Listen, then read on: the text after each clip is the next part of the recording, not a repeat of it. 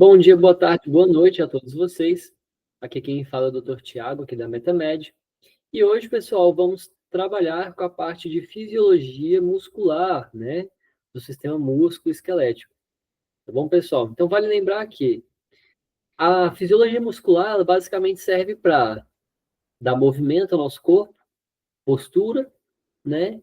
Auxiliar na respiração, produção de calor, comunicação, construção de órgãos internos. Então, vamos estar falando de um em uma, né? Primeiro, em relação ao movimento do corpo, né, pessoal? Obviamente, a maioria dos músculos do sistema músculo-esquelético, eles vão se ligar a ossos e articulações ali que vão conseguir fazer esse controle do movimento corporal, né? Já a manutenção do tônus e a postura, né, vai depender da contração desses músculos, permitindo a estabilidade ali, a pessoa conseguir ficar em pé ou sentado, em uma posição confortável, certo? Sobre a respiração, né, a gente fala em relação aos movimentos da caixa torácica, então lembrar aqui os arcos costais ali, juntos com os músculos torácicos, eles vão estar fazendo esse movimento, e o diafragma, né, claro, tá? Dentro da composição de calor, lembrar que os músculos, né, eles são constituídos de células, né, que vão estar ali produzindo energia, podem estar vibrando, né, e gerando calor, fundamental, obviamente, para a manutenção de toda a nossa temperatura corporal, tá? Lembrando que a gente também vai ter toda uma capa de densidade de pouso para auxiliar nessa manutenção também da temperatura, tá? A comunicação, propriamente dita, né? Então, os músculos, eles vão estar envolvidos justamente na comunicação do osso com a pele, na comunicação, às vezes, de um órgão a outro, ou na sustentação deles, né? Toda a parte também da constrição dos vasos, né? Está relacionada ao movimento do músculo liso, né? Então, vocês vão lembrar ali que nos vasos é musculatura lisa. A gente tem toda essa parte de constrição que vai deslocar e misturar os alimentos, né? A água ao longo de todo o tubo digestivo, expulsa toda a parte de secreção de glândulas através desses canais, regula o fluxo dos vasos sanguíneos. Então, é muito importante essa propriedade da musculatura lisa nos vasos, né? E aí, falando nisso, né, toda a parte de contração, contratibilidade designa a capacidade, né, do músculo de se contrair ou produzir uma determinada força. Excitabilidade é a capacidade do músculo de responder ao estímulo, né? Então, de se excitar, responder esse estímulo. Normalmente, os músculos esqueléticos se contraem em consequência da estimulação nervosa, né? Extensibilidade, né? Significa que o músculo pode ser estirado até o seu normal comprimento, em repouso e dado um grau para lá desse comprimento. Toda a parte também de batimento cardíaco, lembrar que o coração ele é um músculo também, então ele vai estar contraindo e bombeando esse sangue para o corpo todo, tá? E aí, quando a gente fala de músculo, vale lembrar os tipos de tecido que nós temos, né? Então, um dos mais tradicionais é o músculo estriado esquelético, ou músculo esquelético, tá? Ele vai estar associado a mais ou menos ali 40% do nosso peso corporal.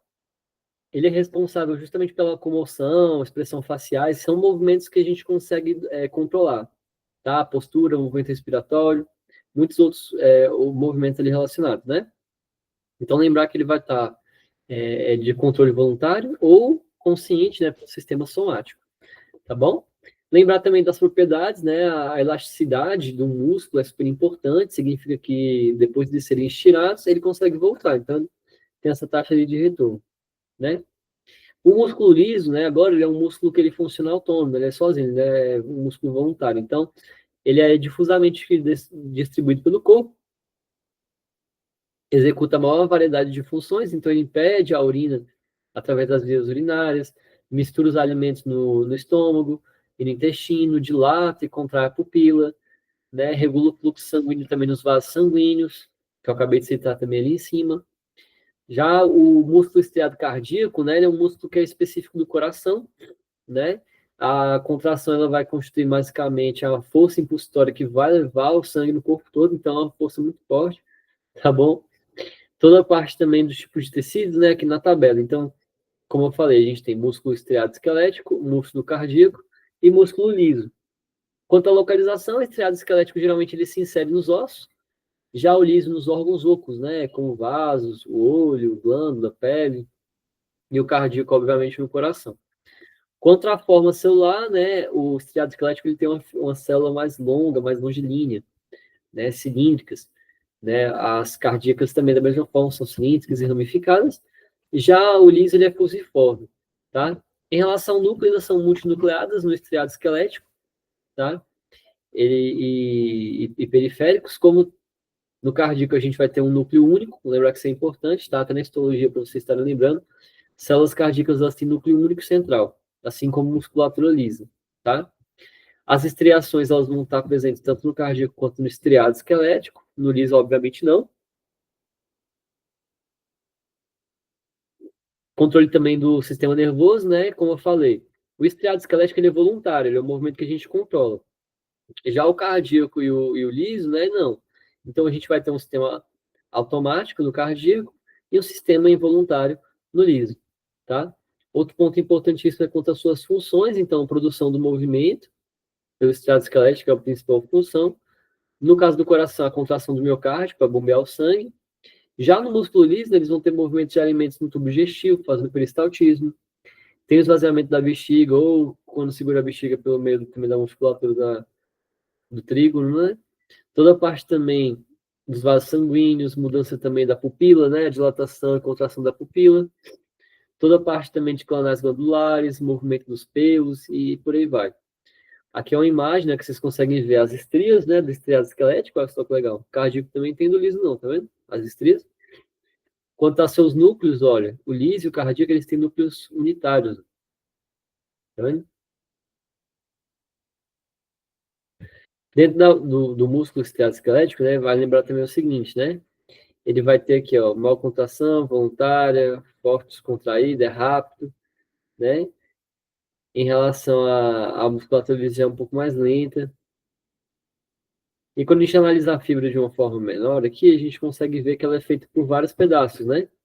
Então a gente vai ter uma parte ali, ó, do feixe sendo formado pelo sarcolema, que vão estar se juntando, formando as fibras. Essas fibras ali vão estar também compostas pelo endomício, perimício e o epimício, tá? Então são os ícios aí. O endomício ele vai estar entre essas fibras, o perimício em volta dela e o epimício dando volta em todo mundo, sendo coberto também junto com a face, né? Vai lembrar também que em relação às funções do sistema musculoesquelético, a gente vai ter a produção de movimentos articulares, né? Então, movimentos dos membros e tudo mais. A manutenção da postura, então, estou aqui sentado, ó, isso aqui é até uma evolução da pediatria, né? Vocês lembram disso, né? Aquele caderninho lá da criança tem isso aí. Ah, consegue estar sentado, geralmente a partir de 6 meses, tá? Vem essa dica para vocês, que é quando mais ou menos ele começa a trocar já a amamentação pela papinha, então com 6 meses a criança consegue sentar e se sustentar, ou pelo menos deveria, tá? Participação também da estabilidade articular, né, pessoal? Então, o movimento de isometria, isso é possível por conta dessas articulações. Toda a parte também da participação de processos relacionados à manutenção do equilíbrio, tá? Então, o equilíbrio não está relacionado só ao sistema é, labiríntico, né? Mas como também a questão muscular é muito importante para o equilíbrio. Toda a parte também aqui, se a gente for analisar as imagens, né? Duas peças se deslocando aqui, a gente consegue ver isso aqui é uma contração, tá vendo?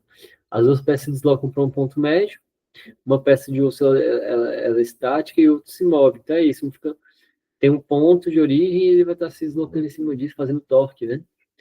Então a origem é o ponto que permanece fixo e a inserção é o ponto que vai se deslocar. Então, ponto fixo, né? Origem e inserção, a inserção que é um ponto, né, ela vai diminuindo o seu tamanho e vai quase chegando na sua origem, depois ela aumenta e assim acontece o movimento, né?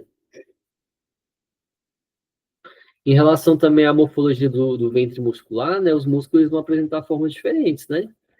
Então, justamente para se adequar a várias situações ali que a gente vai ter no nosso corpo, tá? Então, a gente pode classificar eles em fusiforme, bicipates, tricipates, quadríceps, né? Toda a parte também de peniforme, de gástricos, né? E assim, são vários tipos de formatos diferentes que a gente vai estar encontrando, né? Peniforme, né? Em formato de pena, bipeniforme, né? Então aqui, dois lados em pena. Em qualquer um dos casos, as fibras elas vão se desenvolver de uma forma longitudinal obliquamente, né? Toda a parte também de coordenação intramuscular, né, para que o movimento voluntário aconteça, não basta apenas a gente ter a contração isolada, mas vários músculos e dos grupos musculares estarem envolvidos nesse processo, né? Então, os músculos eles vão ter que estar, assim, fazendo suas funções específicas, E dentro disso temos alguns músculos que eles vão ser agonistas, que eles vão ser responsáveis pela ação de movimento, e os antagonistas, que é aqueles que vão ao contrário a essa ação de movimento, né? Toda a parte também aqui da fisiologia muscular, a gente vai lembrar que a contração intermolecular, né? Elas vão estar relacionadas ali tanto aos fixadores, então é bom vocês estarem sabendo disso, tá? Se é uma ação do músculo, o grupo muscular, é a fixação de locais estarem que potencializando, né, a ação desses agonistas. São os fixadores.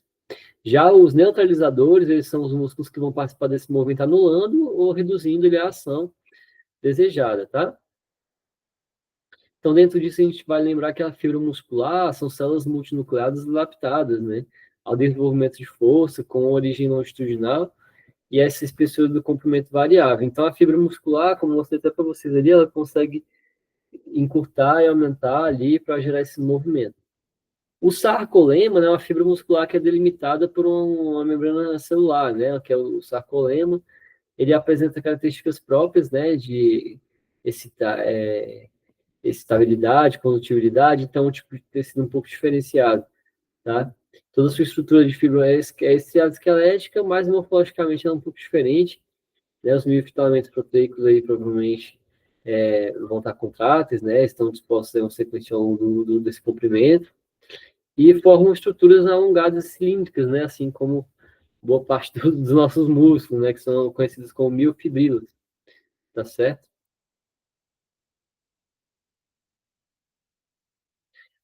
Toda a parte também da estrutura, né? Continuando aqui, a gente tem o retículo sarcoplasmático. Sarco, pessoal, é uma terminação para músculo, né? Então, sempre que vocês for sarcolema, sarcoplasmático, o sarcoplasmático está falando do material plasmático das células do músculo, né? Então, é um sistema especializado endomembroso, que vai estar toda a relação com a retícula endoplasmática, né? Que é produtora desse composto. Junto também com toda a parte de estrutura especializada do sarcolema, ele é responsável por associar, excitar as fibras, né, desencadeando atividade mais contrátil mesmo.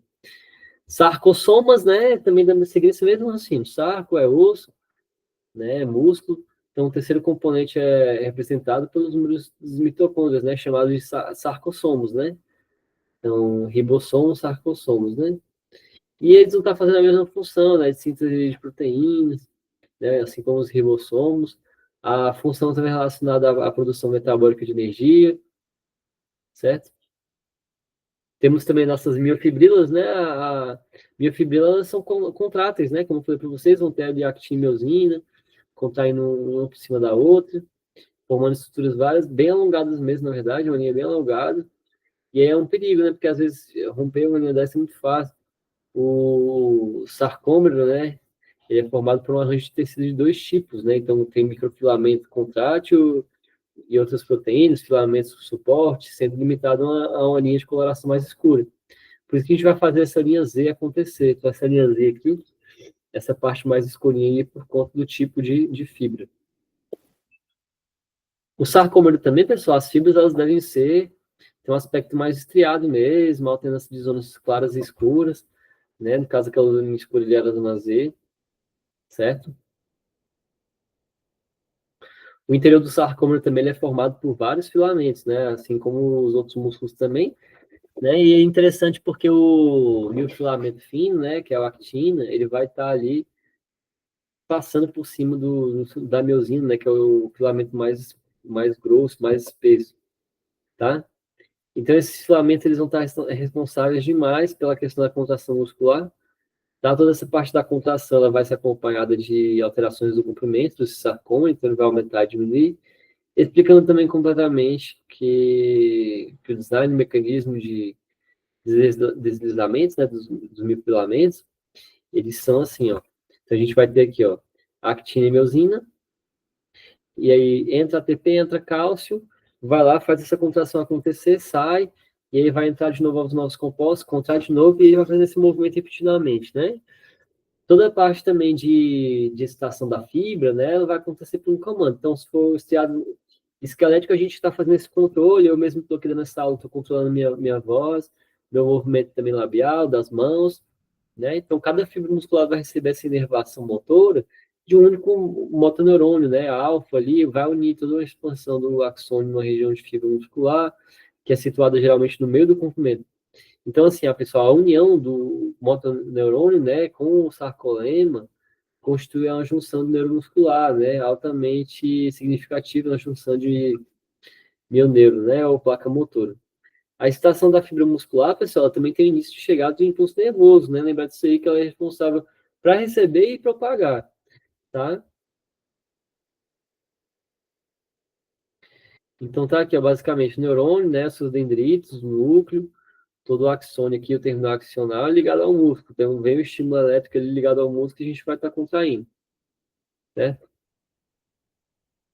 Todo o papel também desempenhado, né, pelo fuso neuromuscular e o reflexo miocárdio, né? Então, assim, o fuso neuromuscular consiste em um pequeno corpúsculo, né, que localiza no interior dos músculos, paralelamente às fibras musculares.